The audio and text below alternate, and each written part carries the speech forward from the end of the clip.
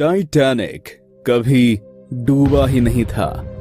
तो फिर दोस्तों, आपने टाइटैनिक के बारे में तो सुना ही होगा।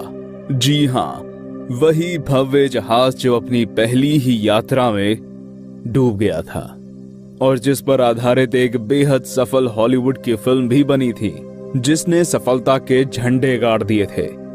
अगर मैं आपसे यूं कहूं कि टाइटैनिक कभी डूबा ही नहीं था, बल्कि कोई और जहाज था जो डूब गया था और वो आज तक एक रहस्य बना हुआ है, तो क्या आप मेरी बात पर यकीन करेंगे? नहीं ना। लेकिन हो सकता है कि इस वीडियो को देखकर आपको इस बात पर भी यकीन आ जाए। तो इस रहस्य की गुत्थी को सुलझाने के लिए देखते रहिए ये वीडियो और साथ ही ऐसे ही रहस्य से भरे और भी वीडियो देखते रहने के लिए।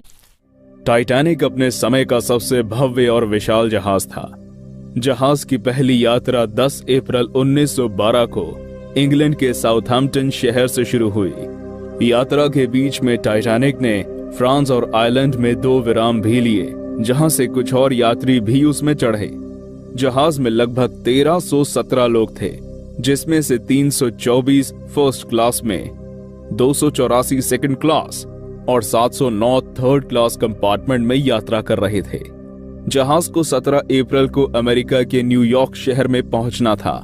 टाइटैनिक को अपनी बेहतरीन तकनीक और गुणवत्ता के कारण कभी ना डूबने वाला जहाज कहा जाता था, लेकिन अपनी अधिकतम गति में बर्फ की चट्टान से टकरा जाने के कारण टाइटैनिक का पिछला हिस्सा टूट गया था, जिसके कारण 2 घंटे के अंदर जहाज 2 हिस्सों में टूट गया था और उसका आगे का हिस्सा पानी में पूरी तरह से डूब चुका था। ये कहानी हजारों बार अलग अलग तरीकों से हमारे सामने आ चुकी है और हम सभी को इस बात का यकीन है कि धीरे धीरे पूरा जहाज पानी के अंदर समा गया और उसके साथ अधिकतर यात्रियों और जहाज दल के सदस्यों ने भी डूबकर अपनी जान गंवा दी थी। लेकिन कहानी का एक अनसुना पहलू शायद बहुत ही कम लोगों को पता है। हूबहू टाइटैनिक जैसा ही दिखने वाला एक जहाज था जिसका नाम था ओलंपिक। ओलंपिक और Titanic white star line company द्वारा बनाए गए जहाज थे। दोनों ही जहाजों में लिनोलिम्प के फर्श थे।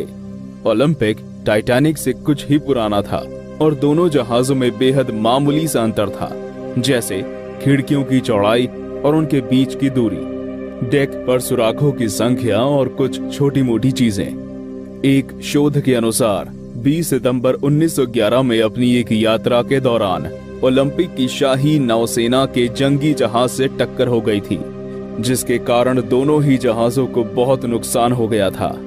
नौसेना के जहाज का जहां निचला और ऊपर का हिस्सा बुरी तरह से क्षतिग्रस्त हो गया था, वहीं ओलंपिक के प्रोपेलर पूरी तरह से टूट चुके थे। बहुत से चश्मदीद गवाहों के ओलंपिक के पक्ष में बयान देने के बावजूद ओलंपिक को ही टकराव का दोषी करार दिया गया, क्योंकि अधिकतर लोगों के अनुसार ओलंपिक तेज गति में नौसेना के जहाज की तरफ आया था और दोनों की भिड़ंत हो गई थी। बहुत से वाद विवाद के बाद व्हाइट स्टार लाइन कंपनी की बीमा कंपनी ने इंश्योरेंस का क्लेम देने से इनकार कर दिया। वहीं दूसरी ओर टाइटैनिक के निर्माण कार्य के पूरे होने का समय ओलंपिक के टूटे प्रोपेलर ब्लेड की मरम्मत के कारण विलंबित हो गया था। इन सभी कारणों की वजह से व्हाइट स्टार लाइन कंपनी को बहुत अधिक आर्थिक नुकसान झेलना पड़ गया था। उस समय कंपनी ने अपने आर्थिक नुकसान की भरपाई करने के लिए एक गुप्त योजना को अंजाम दिया। कंपनी चाहती थी कि आर्थिक हालात को सही दिशा में ले जाने के लिए कम से कम एक जहाज को पैसा कमाने के लिए निकालना पड़ेगा। तो उन्होंने बेहद क्षतिग्रस्त ओलंपिक की मरम्मत करके उसको टाइटैनिक का रूप दे दिया और टाइटैनिक के पूरा हो जाने पर उसको ओलंपिक की जगह मरम्मत करने की जगह पर खड़ा कर दिया। योजना बेहद सरल थी कि टाइटैनिक की जगह पर अब ओलंपिक को साउथहैम्पटन से न्यूयॉर्क की यात्रा के लिए भेजा जाए और यात्रा के दौरान जहाज को डुबा दिया जाए, ताकि इंश्योरेंस का क्लेम कंपनी को मिल सके और उनके पिछले नुकसान की भरपाई भी हो जाए। इस योजना को 4 मुख्य लोगों ने अंजाम दिया। ये 4 मुख्य लोग थे व्हाइट स्टार लाइन कंपनी के चेयरमैन जे ब्रूस इसमे, हारलैंड और वुल्फ के मालिक लॉर्ड पेरी, टाइटैनिक के मुख्य डिजाइनर थॉमस एंड्रयू और व्हाइट स्टार लाइन के मालिक जेपी मॉर्गन। जैसे ही इस योजना पर कार्य शुरू किया गया, सबसे पहला काम ओलंपिक के फर्शों पर कारपेट बिछाने का किया गया, क्योंकि दोनों जहाजों के फर्श बिल्कुल एक जैसे दिखते थे और ऐसा करने पर पुराने और नए का अंतर भी दूर हो जाता। इसके अलावा कुछ और बदलाव किए गए, जैसे ओलंपिक के बी डेक के कैबिन को निकालकर टाइटैनिक के नए पी डेक को लगाया गया, ताकि बाहर से देखने पर ये एक बिल्कुल नया जहाज लगे और लोगों का विश्वास पक्का हो जाए। ये बात बेहद गुप्त रखी गई थी और इस योजना के साथ टाइटैनिक के रूप में ओलंपिक को उसकी पहली यात्रा के लिए रवाना कर दिया गया था। अब सवाल ये उठता है कि इन सभी दावों में कितनी सच्चाई है। क्या ये सभी मनगढ़ंत कहानियां हैं या फिर सचमुच इतना बड़ा घोटाला हुआ था?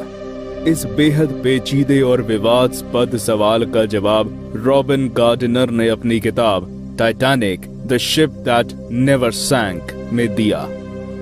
गार्डनर ने अपनी किताब में टाइटैनिक के निर्माण से लेकर उसकी यात्रा से जुड़ी बहुत सी घटनाओं और संयोगों के बारे में जिक्र किया है, जो कि इस बात को यकीन में बदल देता है कि दरअसल डूबने वाला जहाज टाइटैनिक नहीं, बल्कि उसके रूप में ओलंपिक था।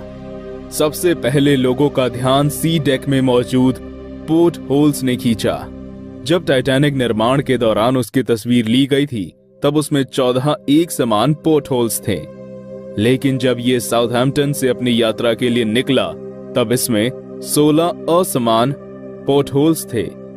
सिर्फ यही एक सबूत नहीं है, जो कि दोनों जहाजों के बदले जाने की सच्चाई को उजागर करता है।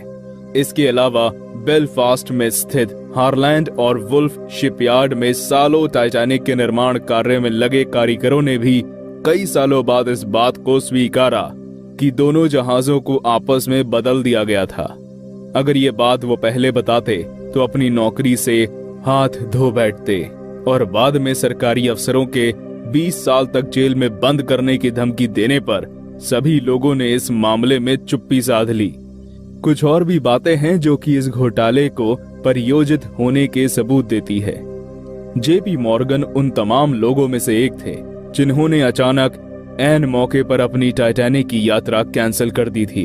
उनकी यात्रा को कैंसिल करने का कारण उस समय उनका खराब स्वास्थ्य बताया जा रहा था, लेकिन सच्चाई ये है कि 2 ही दिन बाद उनको एकदम स्वस्थ हालत में फ्रांस में देखा गया। ऐसे ही जे ब्रूस इसमे की पत्नी और बच्चों की यात्रा भी अचानक कैंसिल कर दी गई थी, जिसका कारण भी उनकी पत्नी की खराब स्वास्थ्य बताया गया था। लेकिन उन लोगों को भी वेल्स में छुट्टियां बिताते हुए देखा गया। जहाज के रवाना होने के 1 घंटे पहले जेपी मॉर्गन ने जहाज पर से 7 बेशकीमती पीतल की मूर्तियां उतरवा ली थी। लोगों का मानना है कि उनको पहले से ही पता था कि जहाज डूबने वाला है। इन सभी बातों के अलावा एक और असामान्य बात थी जो कि इस घटनाक्रम में मजबूती देती है। टाइटैनिक के रूप में ओलंपिक के मरम्मत कार्य में 1935 में पूरा हो जाने के बाद जहाज की लकड़ी की पट्टियों और फर्स्ट क्लास में इस्तेमाल की गई लकड़ी की सीढ़ियों को एल्नविक अमेरिका के व्हाइट स्वान होटल के निर्माण कार्य में इस्तेमाल किया गया था।